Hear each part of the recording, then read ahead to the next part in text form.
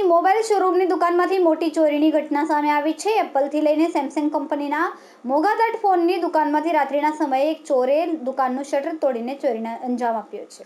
Surat police commissioner વગરના શહેરમાં હવે ચોરી અને લૂંટફાટ જેવી ઘટનાઓ સતત વધી રહી છે। ચોરીની ઘટનાઓના રોજિંદા અનેક કિસ્સાઓ પ્રકાશમાં આવી રહ્યા છે, ત્યારે વધુ એક શહેર પોલીસની નાઇટ પેટ્રોલિંગની કામગીરી સામે સવાલ ઊભા કરતી ઘટના કાપોદ્રા વિસ્તારમાં બનવા પામી છે।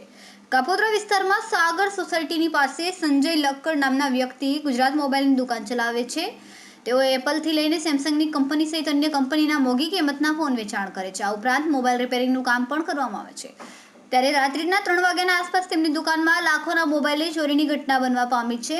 અજાણ્યો ચોર રાત્રિના સમયે સમગ્ર દુકાનમાં રહેલ મોબાઈલોની ચોરી કરીને આખી દુકાન સાફ કરી ગયો છે।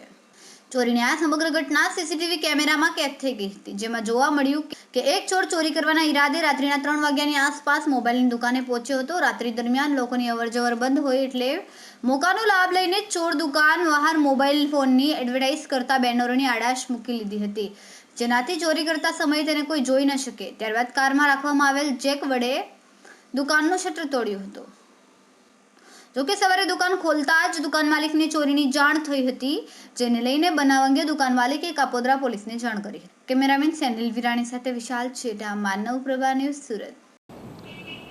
આજરોજ કાપોદ્રા પોલીસ સ્ટેશન વિસ્તારના સાગર રોડ પર આવેલ ગુજરાત મોબાઈલ નામની દુકાનમાં રાત્રિના 3 વાગ્યા પછીના કોઈ સમયે કોઈ ચોર ઈસમે દુકાનનું શટર તોડી અને દુકાનની અંદર ગેરકાયદેસર રીતે પ્રવેશ કરી દુકાનમાં રાખેલા આઈફોન તથા સેમસંગ કંપનીના મોંઘા ફોન તથા અન્ય રિપેરિંગ માટે આવેલા ફોનોની ચોરી કરેલાની હકીકત કાપોદ્રા પોલીસ સ્ટેશન ખાતે આવેલ છે અને હાલ આ ગુનાની ફરિયાદ લેવાની કાર્યવાહી ચાલુ છે અને આ ચોરીમાં આશરે ₹30 લાખ રૂપિયાના મોબાઈલની ચોરી થયેલ હોવાનું પ્રાથમિક દ્રષ્ટિએ જણાઈ આવેલ છે।